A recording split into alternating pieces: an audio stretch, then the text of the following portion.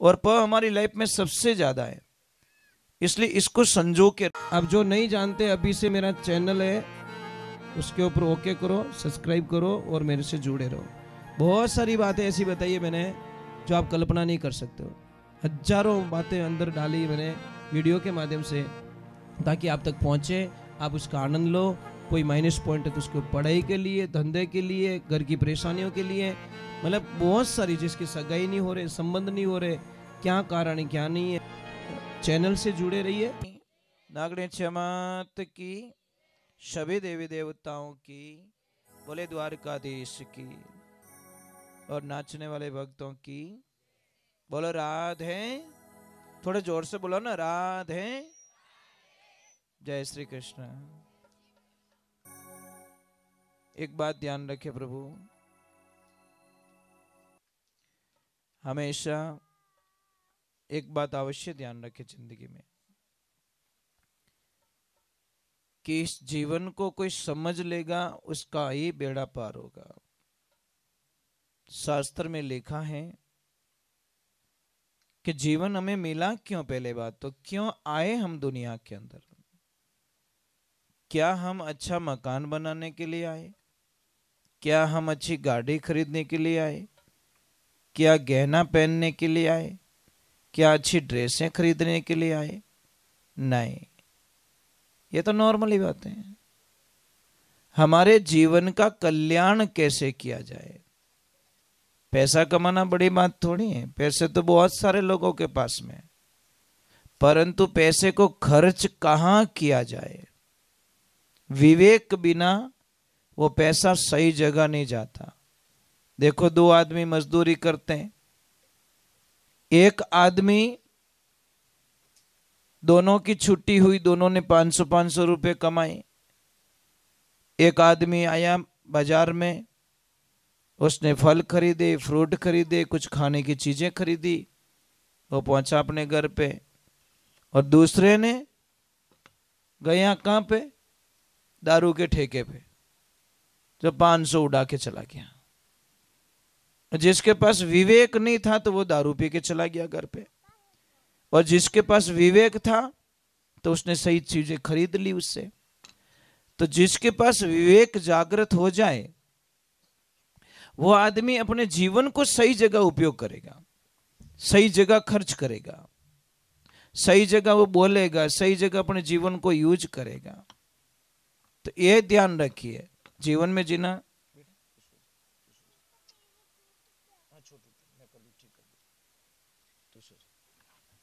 ये बोल रहा कुछ टूट गया, मैं ठीक कर देता हूँ, मैं कर दूं बेटा रिपेयरिंग। तू घुस जाए, घुस जा अंदर। नहीं हुए तो सीधे गाड़ी बढ़ जा, ढोलक रिपेयरिंग कर तू जा। बच्चे होते हैं चंचल होते हैं, यहाँ राखना भगवान ने राखना बराबर है।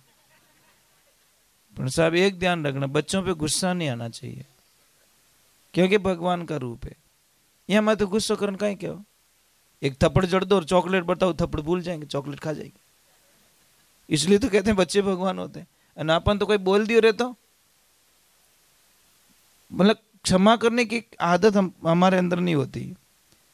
ये बच्चे इसलिए भगवान का रूप होता है। इनको कितना भी समझाओ, विथिन 5 मिनट में बेड़ा बेड़ा कि पल्ले नहीं पड़े रे। इनको पता है दुनिया ऐसी, अभी तुम आनंद ले लें, मोटर यहाँ पचे आनंद लेवन कौन दे। जीतू रोणो अम्बे रो लू, मोटो रोवे तो भूंडो ही लागे, छोटो टाबर रोवे तो 1000 काम छोड़ाए देख, नहीं बच्चे को क्या हुआ। और बच्चे भगवान होते हैं। तो हमेशा एक बात ध्यान रखें, जैसे कि आपने अच्छा बंगला बना दिया, वो बना दिया, वो गाड़ी खरीद ली, वो ले ली, परंतु एक चीज को नोट कर लीजिए, आपने शांति से जीवन कब जिया, ये बताओ। हाय हाय हाय, कहीं लपड़ो महाराज हो। खानी 2 रोटी है, पर चिंता 200 रोटी की करता आदमी, खाएगा कितनी। हमारे से तो वो मजदूर सुखी होता है जो 1 बजते ही छुट्टी कर देता है रोटी खाने की। ना आप 2:30 बजे रोटी खाओ। इसका मीनिंग क्या है कि जो पैसे वाले हैं ना, मैं नहीं कहता पैसे मत कमाओ, पैसे कमाना है, परंतु पैसे का अहंकार नहीं करना है, घमंड नहीं करना है। तो ये ध्यान रखें, पैसे कमाइए, हम ज्यादा किस अक्षर से जुड़े हुए हैं, ध्यान रखिए, किससे जुड़े हुए हम? प से। प हमारी लाइफ में सबसे ज्यादा है। प से सबसे पहले परिवार को ले लो, प से पिता को ले लो, प से पुत्र को ले लो, प से पैसे को ले लो, प से पत्नी को ले लो, प से मतलब कितनी चीजें प से जुड़ी हुई है, और प हमारी लाइफ में सबसे ज्यादा है। इसलिए इसको संजो के रखो। आप सब ध्यान रखें, भगवान से जो प्रेम करता है ने, वो हर दिन अच्छा जीता है। अब ईमानदारी से बोलो, आप अगर 2-2 घंटे पूजा का निकालते हो क्या? सुबह 1 घंटा, शाम को 1 घंटा पूजा करते हो क्या? नहीं करते हो, बात खत्म हो गई। समझ में आ रही? कनकट फिल्म देखनी रहता हूं, 3 घंटे टिकट लेने के लिए खड़ा रहेगा और 3 घंटे फिल्म देखने में, 6 घंटे फिल्म के लिए बिगाड़ देगा आदमी। परंतु मंदिर जाने के लिए आदमी के पास टाइम नहीं है। अभी सत्संग में बैठे हो, ठीक है, अभी थोड़ी देर होगी ना, एक आदमी जाएगा 5 को लेके जाएगा। समझ में आई ना? क्योंकि सत्संग चल रही है, यहाँ देसी घी है, और देसी घी पीणो हर की बसरी बात है कौन? ये तो डालडा रहवारी वड़ा महाराज, तो देसी खावे कौन? तापड़ देंग। मुझे किसने सत्संग के लिए बोला कि गुरुजी सत्संग करवानी है? मैं कि ठीक है भाई, तारीख बता दो। क्या तारीख के लिए? कि नाचन वाला हाथ लाई जो। मैं कि यार वो तो लफड़ी करियो। मैं कि भाई आई एम सॉरी यार, मैं ये नहीं कर सकता। क्या कोई हनुमान जी बने जड़ान, कोई महादेव जी बने जड़ान, कलाकार हाथ लाई जो। मैं कि थाने पगे पड़ू, मारी इतनी औकात नहीं है भाई, मैं इतो बड़ो आदमी नहीं हूँ, मैं तो संत नहीं हूँ इतो मोटो जो मैं हनुमान जी मारे मुंडा आगे नचाई सकूं। मैं इतो बड़ो आदमी नहीं जो महादेव जी ने मैं नचाई सकूं। भाई सत्संग कैंसिल कर दो। व्यावहारिक बात है। क्या मैं इतना बड़ा हो गया कि भगवान भोलेनाथ को मेरे सामने नचाऊंगा? क्या मैं इतना बड़ा हो गया भैरूनाथ मेरे सामने नाचे? कि मैं इतना बड़ा हो गया कि हनुमान जी मेरे सामने नाचे?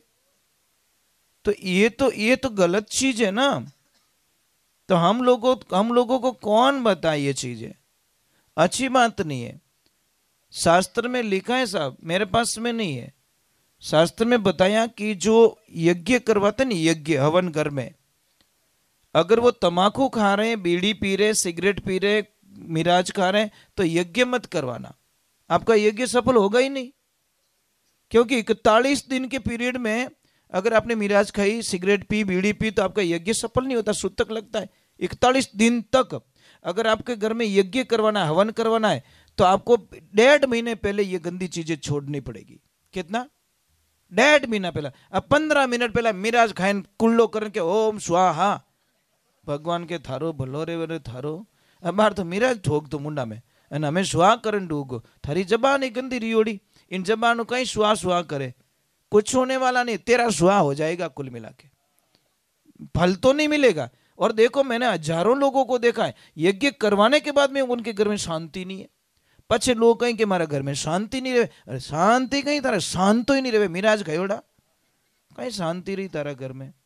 अरे इतनी कंचन जड़ी काया, ये तो फूटरो शरीर बनायो भगवान, और इन्हें गंदो कर दियो, तो महाराज क्या मिला हमारे को? दूसरे नंबर शास्त्र में लिखा है कि नशे की किसको मनवार मत करो। आप मनवार मत कीजिए। समझ में नहीं? वो मनवार करते ना, वो पूरी नगरी को आग लगा देते। इसलिए गंदी चीजों की मनवार किसी को मत करो। अगले को बोलो भाई मैं सीखियोड़ू, बड़ो दुखी रियोड़ू, और तू मत सीखी, ये तो बोल सकते हैं। इतना तो कह सकते हैं मारी हालत देख ले तू, मैं बहुत दुखी हो गया हूं इस नशे से, छूट नहीं रहा है मेरे से, मेरा घर बर्बाद हो चुका है और मेरी हालत खराब हुई, मेरा शरीर काम नहीं कर रहा है, भाई तू मत सीखना। ये तो शिक्षा दे सकते हैं। पण कहीं के लो महादेव रो प्रसाद है, तो मिल लियो बापड़ो महादेव जी, बदनाम कर दिया महाराज महादेव जी को। क्या लफड़ा है यार, भगवान को बीच में क्यों टांग रहे हो? नशो थाने आवे, खावो थे नहीं, रिचार्ज थोड़े कराई जो 2000 बैलेंस जा तो देखियो कदी, तो रिचार्ज तो तुम हो रहे हो। समझ में आ रही नहीं? तो भाई भगवान को बीच में क्यों लाते हम लोग? यही तो प्रॉब्लम्स है ना। तो ये भगवान को भी नशा करो यार, हमें कोई एतराज नहीं, तुम्हारा घर कहना कर रहे हैं तुम करो, पर दूसरे को बिगाड़ो तो मत। अरे कई लोग तो इतने लॉजिक होते हैं, वो छोटे छोटे बच्चों को क्या कहते पता है, अरे यार बीड़ी पी ले तेरी मुझे जल्दी आएगी, ये तेरा भला हो रे तेरा, मुझे के चक्कर में बीड़ी बीड़ी पीने सिखा दिया उसको। मैंने पूछा बच्चों को कि क्या करो, कि वो यार बा कहता कि मुझिया भेगी आई, मुझिया चक्कर में धुआं काटे नाक में, ये क्या लॉजिक है महाराज? ये सिखाने की बातें होती है क्या बच्चों को? हम क्या सिखा रहे बच्चों को? तो ये गंदी चीज है कि नहीं है? अगर इस बच्चे को ऐसी आदत से, अरे भाई ए फॉर एप्पल बोलना सबको आता है, पर ए फॉर अर्जुन नहीं बोलता, बी फॉर बलराम नहीं बोलते, बी फॉर वॉइस सब बोलते हैं, पर बी फॉर बलराम नहीं बोलते। समझ में आएंगे? तो ये चीजें सिखाने की होती है। तो संस्कार क्या सिखाते हमारे? एक ध्यान रखना, शास्त्र में लिखा है गरीब वो आदमी नहीं है जिसके पास पैसे नहीं है, गरीब वो आदमी नहीं है जिसके पास गाड़ी नहीं है, गरीब वो आदमी नहीं है जिसके पास बंगला नहीं है, गरीब वो आदमी नहीं है जिस आदमी के पास में गहना नहीं है, जिस देवी के पास में गहना नहीं है। शास्त्रों में गरीब किसे कहा गया? गरीब वो होता है जिसके पास संस्कार नहीं होते, और बिना संस्कार आप एकदम गरीब हो, इसमें कोई शंका, गुण से गरीब हो ना साहब। अगर आपने अपने बच्चों को पढ़ाई के साथ में संस्कार नहीं दिए तो ये बंदा बोल के जा रहा है साहब, और मेरी बात अगर झूठी निकल जाए तो मेरी जबान काट लेना, कुछ टाइम और वेट कर लो। अगर आपने बच्चों को एजुकेशन के साथ में, एजुकेशन देना बहुत जरूरी है, पढ़ाई करानी बहुत जरूरी है, पर पढ़ाई के साथ में संस्कार देना बहुत जरूरी है, नहीं तो आपका अंतिम संस्कार साहब ऑनलाइन होने वाला है, ध्यान रखना। देखना, लिख देना अपने घर पे कि कोई पागल बोल रहा था, अभी तो हम लोग पागल ही कहते हैं, कोई टेंशन नहीं, पर ये पागल की बात कभी सत्य भी निकलेगी, ध्यान रखना।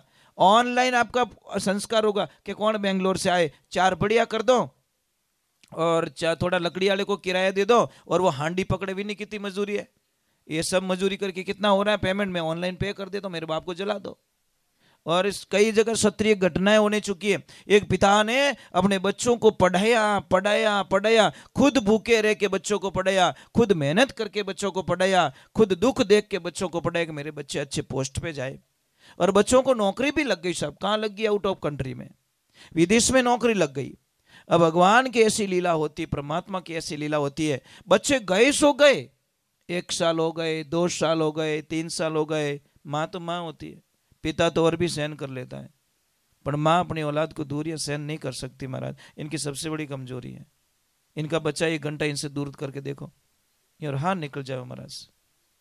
अब वो माँ बार बार अपने पति को कहती है, अरे बच्चों से बात तो करवा दो, बच्चों से बात करती, बेटा तो हर मुंडो तो बताए दो, कितना साल हो गए? 3 साल बेटा, 3 महीने दूर नहीं रह सकती मैं, 3 वर्ष हो गए, ऐसे पैसे नहीं चाहिए बेटा मुझे, ऐसी नौकरी नहीं चाहिए। तो सामने से क्या बोलता? मम्मी कंपनी छुट्टी नहीं दे रही है। अबे कंपनी कहीं छुट्टी दे, वटी मैरिज कर दियो, ब्याह कर दियो, वहां दूजोड़ी कंपनी छुट्टी नहीं देवे, वहां अटाड़ी छोरी वहां छुट्टी नहीं देवे। यहाँ करता करता 10 12 15 साल हो गया। जो माँ 50 साल 70 साल जीने वाली थी, चिंता चिंता चिंता चिंता चिंता करके माँ थक के ऐसी हो गई, और आखिर में माँ मर गई, बच्चे आए नहीं, और आखिर में पिता ने कॉल किया कि बेटा तुम्हारी माँ मर चुकी है, अब तो आ जाओ। जब एक बेटा आता है, अंतिम संस्कार की तैयारी होती है, और पिताजी बोलते बेटा तुम्हारा दूसरा भाई क्यों नहीं आया, माँ मर गई है। तो वो भाई बेटा कुछ भी नहीं बोल रहा है। फिर बोला कि बेटा क्यों नहीं आया तेरा भाई, फिर भी कुछ नहीं बोल रहा है। फिर बोला अरे बोल, आ रहा है तो रोके थोड़ी देर, आ रहा है तो इतना तो बोल दे कि पापा नाराज मत होना, मेरे भैया ने बोला है कि माँ मर गई है, इस बार तू चला जा, जब बाप मर जाएगा तो मैं चला जाऊंगा। महाराज उस पिता को तो यहाँ तीर लग गया कि अड़ी औलाद मुंडू देखी खोटो रिवॉल्वर निकली, ठोक दी सामने ही, और बोल दिया कि तेरे भाई को बोल दिया तेरा बाप भी मर गया है। ऐसा मैंने नहीं सोचा कि पढ़ाई कर में इतनी धूल खजौला, थने एजुकेशन देने इतनी धूल खजौला। महाराज पढ़ाई करजो, सब कुछ करजो, परंतु आप माँ बाप दूर मत रहीजो भाई, माँ बाप ने कभी भूलजो मती। माँ बाप तो ईश्वर का रूप होता है, ये ध्यान रखने की बातें होती है। और आज सबसे ज्यादा दुखी हमें माँ बाप मिलते साहब, पेरेंट्स बहुत दुखी है कि इन्हें सुना ही नहीं सको महाराज। तो चलो गुरुदेव भी पधारे हैं और बड़े सौभाग्य की बात है। आसन लगाना देव सिंह जी गुरुदेव के।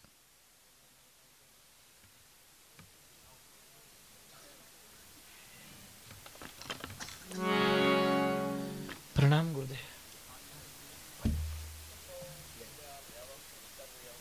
राधे राधे।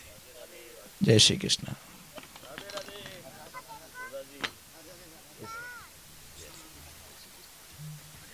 जय श्री कृष्ण।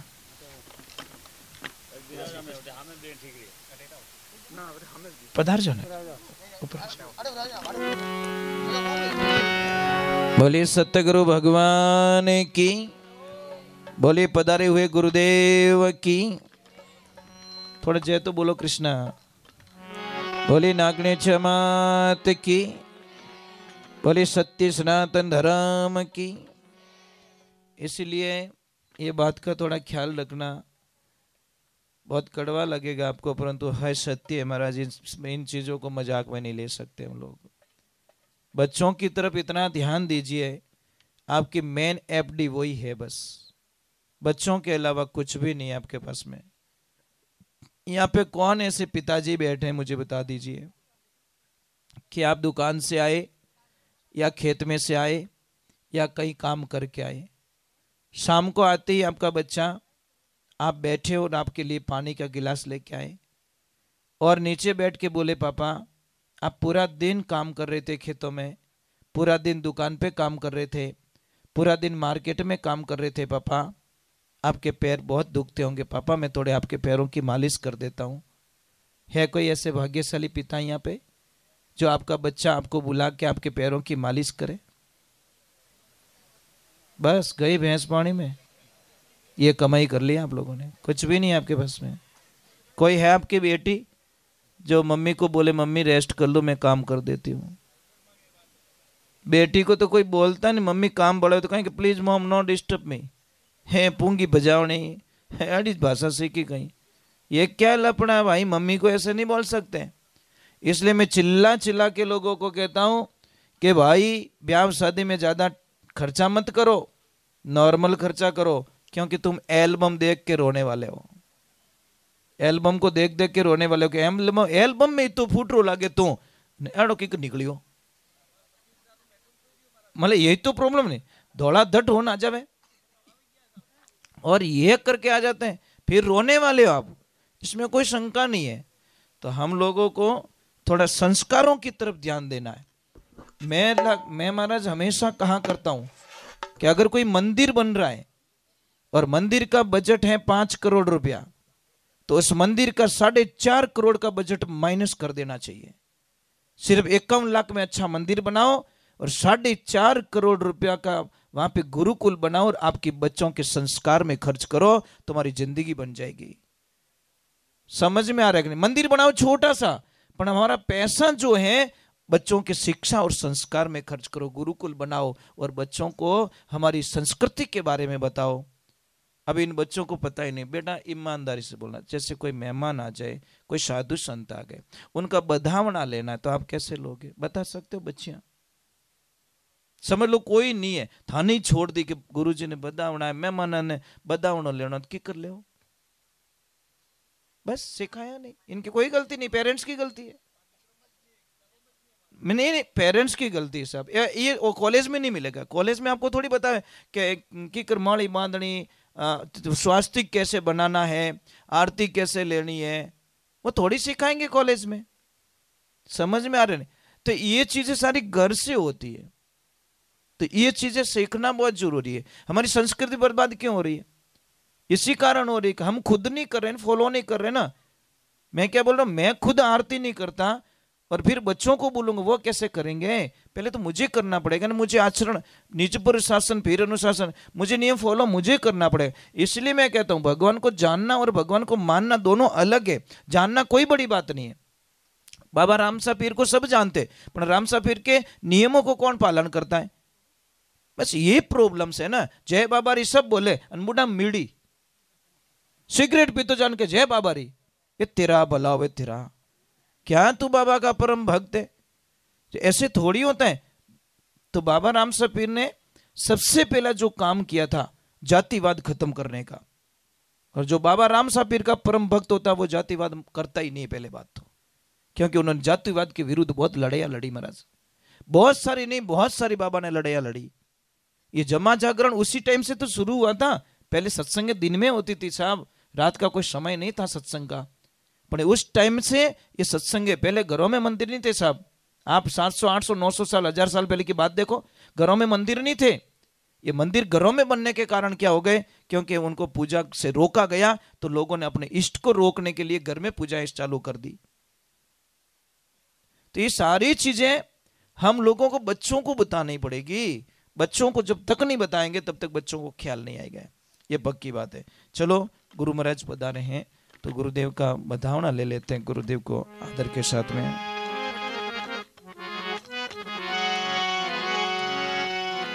बोले सतगुरुदेव की, बोले गौ मात की। गुरु को कीजिए बंदगी, गुरु को कीजिए बंदगी।